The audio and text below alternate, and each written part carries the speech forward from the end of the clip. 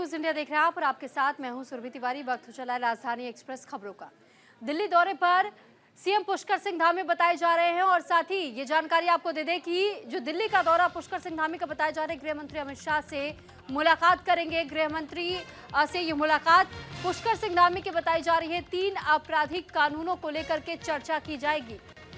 तो फिलहाल ये दौरा पुष्कर सिंह धामी का 3 आपराधिक कानूनों को लेकर के चर्चा की जानी है, उसके तहत में ये मुलाकात बताई जा रही है गृह मंत्री अमित शाह से जो उनकी होनी है और इसी कारणवश वो दिल्ली पहुंचे हुए हैं। तो पुष्कर सिंह धामी दिल्ली पहुंचे हैं और यहां गृह मंत्री अमित शाह से मुलाकात भी करेंगे।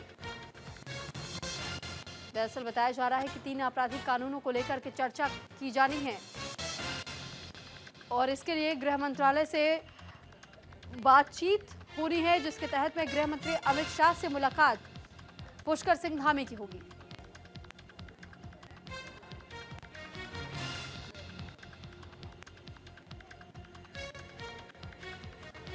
तो फिलहाल और भी कई मुद्दों को लेकर के चर्चा संभव हो सकती है ये माना जा रहा है, लेकिन जो अहम मुद्दा बताया जा रहा है 3 आपराधिक कानूनों को लेकर चर्चा होगी।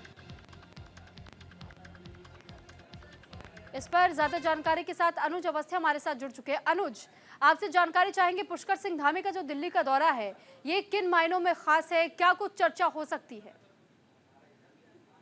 बिल्कुल मुख्यमंत्री पुष्कर सिंह धामी 2 दिवसीय दिल्ली दौरे पर हैं, जहां पे वो गृह मंत्री अमित शाह से मुलाकात करेंगे, जिसमें 3 आपराधिक कानून हैं उनको लेकर के उसमें चर्चा की जाएगी। यूसीसी को लेकर के भी चर्चा की जाएगी, क्योंकि 2025 मुख्यमंत्री ने बोला है कि जनवरी 2025 में हम पूरे उत्तराखंड में यूसीसी लागू कर देंगे, उसको लेकर के भी चर्चा की जाएगी। इसके अलावा नगर निकाय चुनाव है, कल से आचार संहिता लग गई है और 25 जनवरी को ये चुनाव होने हैं, उस पे भी मंथन किया जाएगा। साथ ही साथ राष्ट्रीय खेल उत्तराखंड में होने, क्योंकि उत्तराखंड मेजबानी कर रहा है, उसका निमंत्रण देने भी जो है मुख्यमंत्री पुष्कर सिंह धामी गृह मंत्री अमित शाह से मुलाकात करेंगे। इसके अलावा रक्षा मंत्री राजनाथ सिंह से भी मुख्यमंत्री मुलाकात करेंगे, प्रधानमंत्री नरेंद्र मोदी से भी मुलाकात करेंगे, साथ ही साथ केंद्रीय मंत्री नितिन गडकरी से भी मुलाकात करेंगे। कई केंद्रीय मंत्री हैं जिससे मुख्यमंत्री की मुलाकात है और वो राष्ट्रीय खेलों में आने का निमंत्रण भी देंगे मुख्यमंत्री पुष्कर सिंह धामी कि उत्तराखंड मेजबानी कर रहा है, उसके लिए गर्व की बात है उत्तराखंड के लिए। तो इसी को लेकर के मुख्यमंत्री 2 दिवसीय दौरे पर हैं और कई केंद्रीय जो नेता हैं उनसे मुख्यमंत्री की मुलाकात। जी, यानी पुष्कर सिंह धामी का 2 दिनों का ये दौरा रहने वाला है दिल्ली का और ये 2 दिनों में केंद्रीय मंत्रियों से भी मुलाकात होगी, प्रधानमंत्री से भी मुलाकात संभव आप बता रहे हैं, लेकिन साथ ही यूसीसी को लेकर भी जिस तरीके से चर्चाओं में उत्तराखंड इस वक्त बना हुआ है उसको लेकर भी हम आपसे थोड़ी और ज्यादा जानकारी चाहेंगे कि जब इसे लागू किए जाने की बात चल रही है, यानी कि पूरी फाइनल रूपरेखा दे दी गई है। बिल्कुल 2025 मुख्यमंत्री ने डेट दी हुई थी कि 2025 जनवरी में हम इसको लागू करते हैं। हालांकि तारीखों का ऐलान नहीं किया गया था, लेकिन जो ड्राफ्ट कमेटी थी जस्टिस रंजना देसाई जिसमें थी, साथ साथ पूर्व मुख्य सचिव शत्रुघ्न सिंह थे, उसके बाद दून विश्वविद्यालय की कुलपति सुरेखा डंगवाल भी उसमें मौजूद थी। 5 सदस्यीय जो कमेटी थी उसने संशोधन करने के बाद जो ड्राफ्ट था वो मुख्यमंत्री को सौंप दिया है। अब वो मुख्यमंत्री उस पे जो है गृह मंत्री अमित शाह से उसमें चर्चा करेंगे कि चूंकि गृह मंत्री अमित शाह ने सदन में इस बात को बोला कि जितने भी भाजपा शासित राज्य हैं उसमें यूसीसी लागू होना चाहिए। इसी चूंकि ये कानून है और इस कानून को उत्तराखंड में तो लागू हो ही रहा है, आजादी के बाद पहला ऐसा राज्य है जहाँ यूसीसी लागू हो रहा है और इसके अलावा जो अन्य राज्य है, जो भाजपा शासित राज्य है, वहां भी यूसीसी लागू होगा। इसी को लेकर के मुख्यमंत्री पुष्कर सिंह धामी गृह मंत्री अमित शाह से मुलाकात करेंगे। साथ साथ कई ऐसे मुद्दे हैं जिन पे मंथन रखा जाएगा।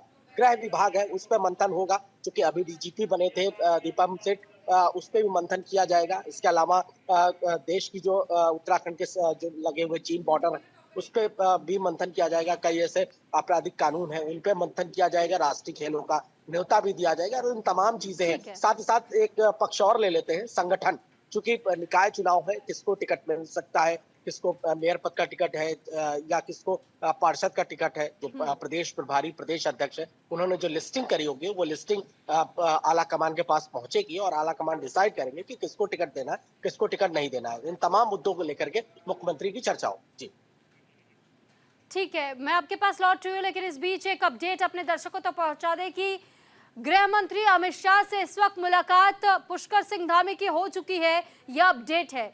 दरअसल गृह मंत्री अमित शाह से मुलाकात करने की जानकारी सामने आ रही थी कि दिल्ली दौरे पर पहुंचने के बाद सबसे पहले अमित शाह से मुलाकात होगी और 3 आपराधिक कानूनों को लेकर के चर्चा की जाएगी। और इस बीच ये जानकारी सामने आ रही है कि इस वक्त गृह मंत्री अमित शाह और पुष्कर सिंह धामी की मुलाकात हो चुकी है। इसके साथ ही हमारे सहयोगी ने इस बात की भी जानकारी दी कि किस तरह और अलग अलग लोगों से इस वक्त बातचीत होनी है। कई केंद्रीय मंत्रियों से भी मुलाकात होनी है, प्रधानमंत्री से भी मुलाकात होनी है पुष्कर सिंह धामी की, और उसके बाद किन बातों को लेकर चर्चा होगी वो पूरी तरह स्पष्ट हो जाएगा। तो फिलहाल कई ऐसे मामले जिनको लेकर के चर्चा की जानी है और इस बात की जानकारी हमारे संवाददाता ने भी आप तक पहुंचाई। गृह मंत्री अमित शाह से फिलहाल पुष्कर सिंह धामी की मुलाकात हो चुकी है। तो 3 आपराधिक कानूनों को लेकर चर्चा भी की गई और दिल्ली दौरे पर 2 दिनों के दिल्ली दौरे पर पुष्कर सिंह धामी बताए जा रहे हैं। तो उत्तराखंड के मुख्यमंत्री है पुष्कर सिंह धामी और 2 दिवसीय ये उनका दिल्ली का दौरा। और ये तस्वीरें जरा देखिए, ये तस्वीरें उस दौरान की है जिस वक्त गृह मंत्री अमित शाह से मुलाकात की है पुष्कर सिंह धामी ने। फिलहाल ये भी आपको बता दें कि बताया जा रहा है कि यूसीसी को लेकर भी चर्चा हो सकती है और प्रधानमंत्री से भी मुलाकात संभव, राजनाथ सिंह से भी मुलाकात संभव और अलग अलग केंद्रीय मंत्री से भी मुलाकात पुष्कर सिंह धामी की हो सकती है।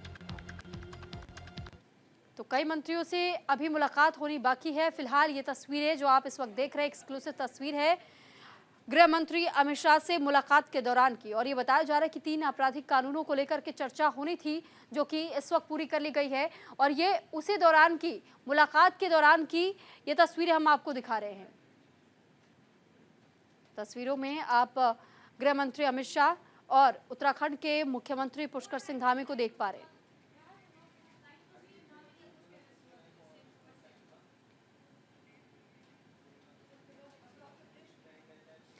इस बीच पुष्कर सिंह धामी क्या कुछ कर रहे हैं आपको सुनवा देते हैं।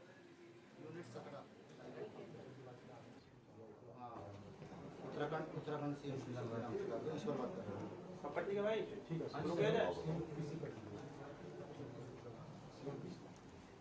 दिल्ली है, उत्तराखंड कागज लाओ सुबह। मैं डलवा रहा हूँ, आप रिकॉर्ड करें। छोटा वाला मंत्र क्या कर रहे हैं?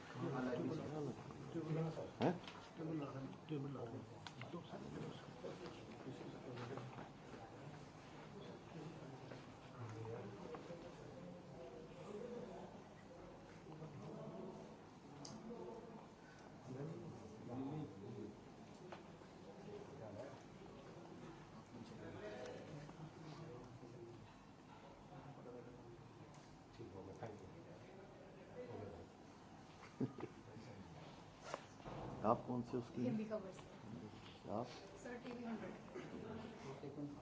कैसा चल रहा है? मैं तो न्यूज़र इंडिया। आप तो ये तो सब हमारे सोच के हैं आसमा जी।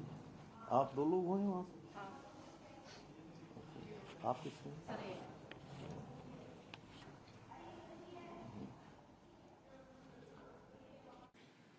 तो वहीं दूसरी ओर उत्तराखंड में 23 जनवरी को होंगे निकाय चुनाव। बीजेपी ने प्रत्याशियों के नाम पर मंथन तेज कर दिया है।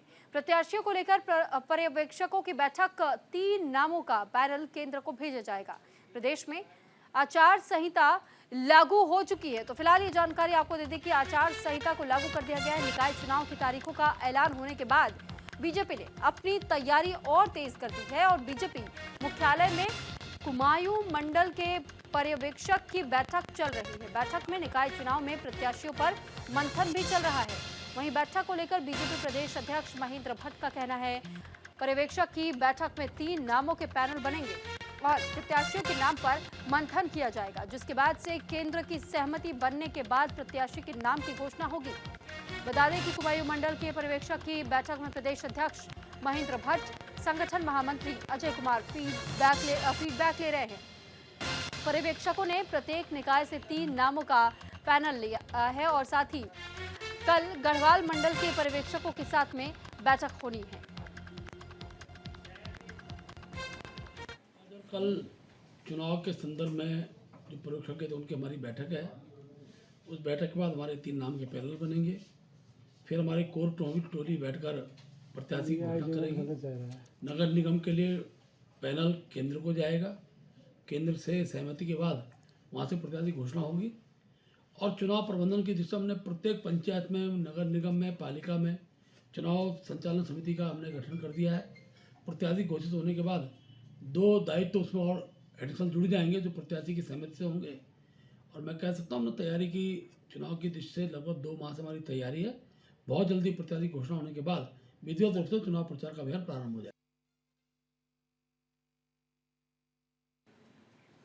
तो वहीं उत्तराखंड में बनेगा नशा मुक्ति केंद्र। हर जिले में अब नशा मुक्ति केंद्र बनाने की तैयारी की जा रही है और केंद्र के लिए बजट में अलग से प्रावधान होगा। तो एनकॉर्ड की बैठक में मुख्य सचिव ने इस बात के निर्देश जारी किए। निजी कॉलेजों में भी एंटी ड्रग्स समिति का गठन किया जाएगा। मुख्य सचिव राधा रतूड़ी ने सभी जिलाधिकारियों को अपने अपने जिलों के एक नशा मुक्ति केंद्र अनिवार्य रूप से स्थापित करने के निर्देश जारी किए। साथ ही नशा मुक्ति केंद्र के लिए अलग से बजट मद भी बनाने के लिए कहा है। उन्होंने नशे के खिलाफ जागरूकता अभियान को तेज करने समेत कई दिशा निर्देश जारी किए। मुख्य सचिव ने यह निर्देश एनकॉर्ड की बैठक में दिया। बैठक में नशे के खिलाफ इस साल की अब तक की कार्रवाई का लेखा जोखा भी प्रस्तुत किया गया। मुख्य सचिव ने कहा कि सरकारी शिक्षण संस्थानों की तरह निजी स्कूलों और कॉलेजों में एंटी ड्रग्स कमेटी अनिवार्य रूप से गठित कराई जाए। Anti drug E please online शपथ का दायरा बढ़ाने के निर्देश दिए गए। अब तक 2.25 लाख लोगों को ऑनलाइन शपथ दिलाई जा चुकी है। तो फिलहाल देखिए जिस तरीके से लगातार ये कोशिशें की जा रही हैं कि लोगों तक सही दिशा निर्देश के तहत में काम किया जा सके, इसी के तहत हम आपको जानकारी दे रहे हैं कि निजी स्कूलों और कॉलेजों में भी अब एंटी ड्रग्स कमेटी अनिवार्य रूप से गठित करने के लिए दिशा निर्देश दिए गए हैं और उत्तराखंड में जगह जगह पर नशा मुक्ति केंद्र बनाने के लिए कहा गया है।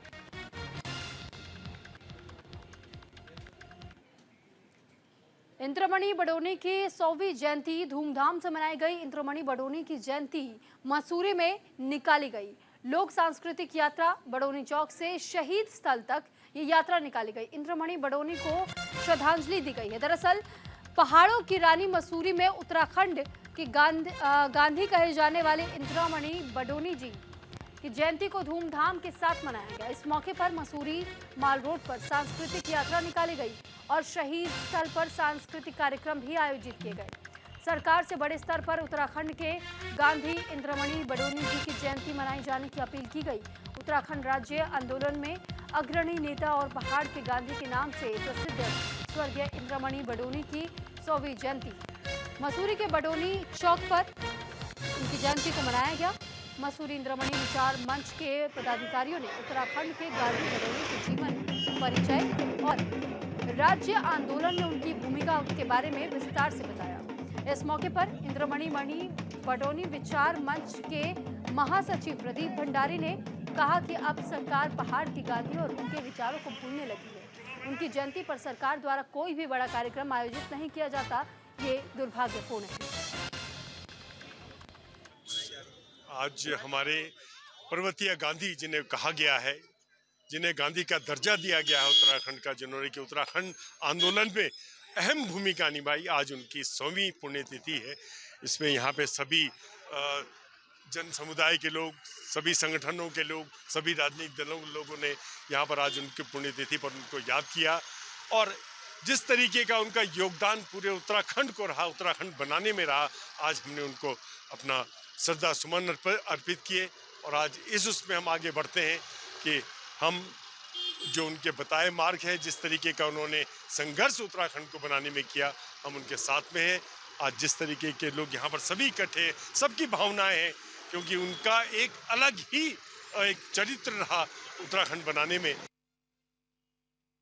वो आज की पीढ़ी सोच भी नहीं सकती है, लेकिन इतना जरूर है कि इंद्रमणि बडोनी की जो विचारधारा थी, उनके जो काम करने का तरीका था, उनको जो सबको साथ लेकर के चलने का जो सोच थी, उस सोच पे आज की पीढ़ी को हम सबको आगे चलने की जरूरत है।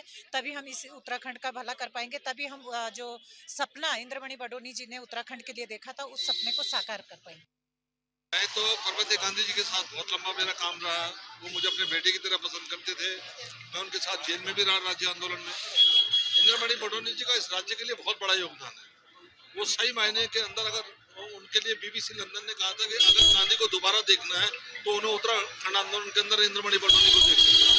लेकिन हमें अफसोस के साथ कहना पड़ता है कि 29 साल हो गए आज उनकी डेथ को 26 साल होने जा रहे हैं।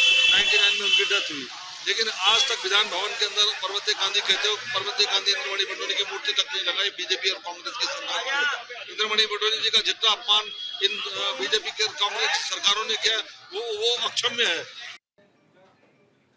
तो वहीं उत्तराखंड में बारिश और बर्फबारी से ठंड में इजाफा हो गया है। बूंदाबांदी ने मैदानों में अब सर्दी और ज्यादा बढ़ा दी है और पहाड़ों में हिमपात आज भी बारिश जिस तरीके से जगह जगह पर हो रही है और बर्फबारी के आसार नजर आ रहे हैं। चमोली नीति घाटी में ठंड से जमे नदी और झरने बर्फ की चादर से सफेद दिखाई दी। तमाम पहाड़ों से लेकर मैदान तक इस वक्त शीत लहर चल रही है। 10 जिलों में बारिश और बर्फबारी का अलर्ट जारी किया गया है। तो उत्तराखंड के पर्वतीय जिलों में बारिश और बर्फबारी की संभावना जाहिर की गई है। मौसम विभाग के अनुसार देहरादून के पर्वतीय क्षेत्र सहित उत्तरकाशी, चमोली, बागेश्वर, रुद्रप्रयाग, पिथौरागढ़, चंपावत, नैनीताल और अल्मोड़ा में कुछ दिनों तक बारिश और बर्फबारी होने की संभावना है। बर्फबारी से पहाड़ से लेकर मैदान तक शीतलहर चलने से ठंड में इजाफा हुआ है। बर्फबारी के कारण बद्रीनाथ में न्यूनतम तापमान -8 और अधिकतम तापमान -3 डिग्री सेल्सियस हो गया है। वहीं गंगोत्री में -19 तो केदारनाथ में -11 डिग्री सेल्सियस तापमान दर्ज किया गया है।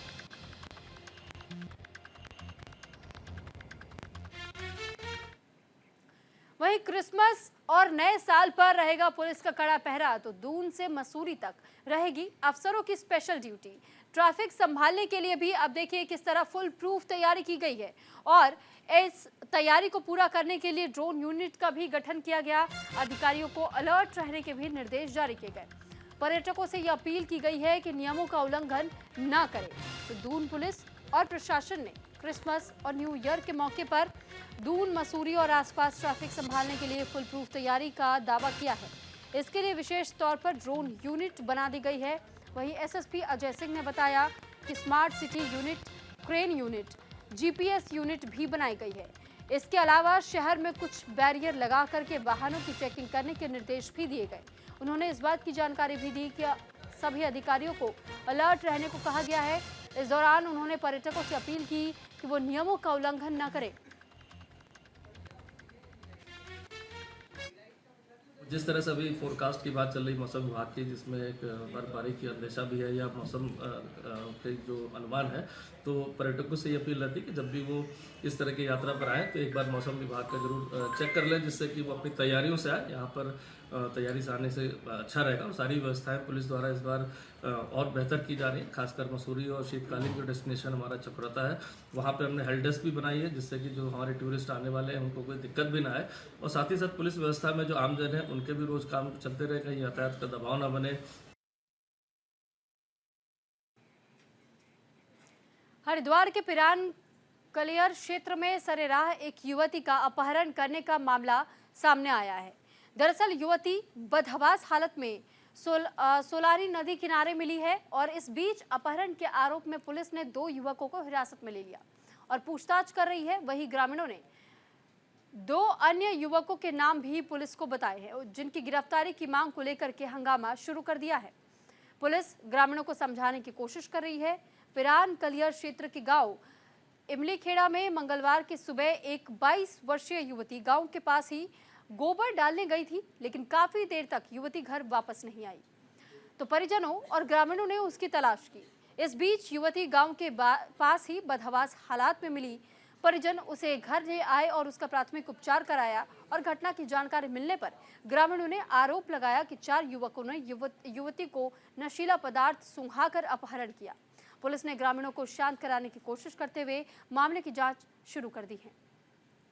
देखिए, मॉर्निंग में एक सूचना मिली थी कि किसी बच्ची के साथ कुछ गलत हुआ।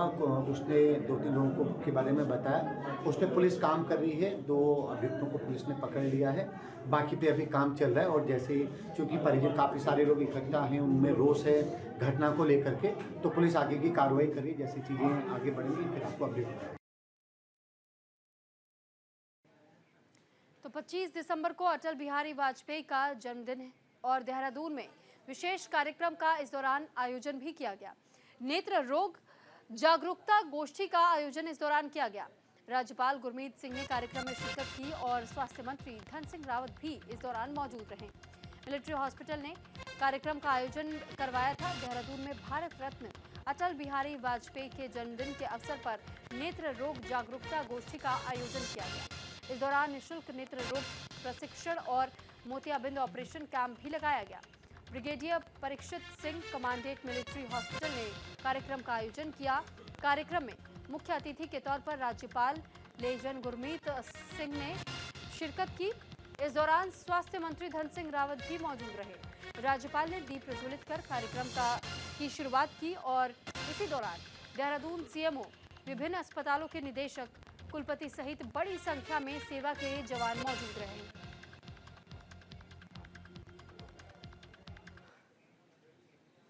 हल्द्वानी के गौलापार क्षेत्र के 750 से अधिक परिवारों के ऊपर बड़ा खतरा मंडरा रहा है। वन विभाग ने बागजिला क्षेत्र के लोगों को अतिक्रमण हटाने का नोटिस दे दिया है और इसके बाद ही ग्रामीण आंदोलित हो उठे हैं।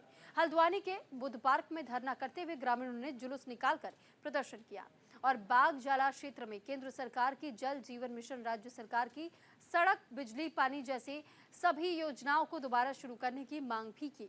लोगों का ये कहना है कि सरकार ने अतिक्रमण का नोटिस देते हुए उनकी सभी सुविधाओं को बंद कर दिया है, इसलिए सभी ग्रामीण आंदोलनरत है।